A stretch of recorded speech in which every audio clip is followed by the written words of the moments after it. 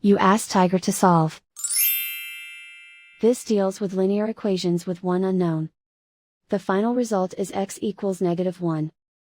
Let's solve it step by step. Simplify the expression. Group like terms. Simplify the arithmetic. Group like terms. Simplify the arithmetic. Group all x terms on the left side of the equation.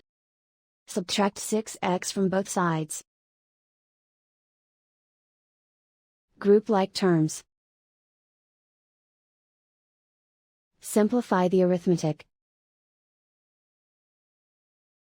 Group like terms. Simplify the arithmetic. Group all constants on the right side of the equation. Subtract 5 from both sides. Simplify the arithmetic.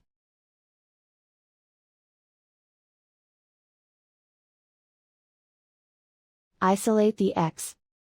Divide both sides by -3. Cancel out the negatives.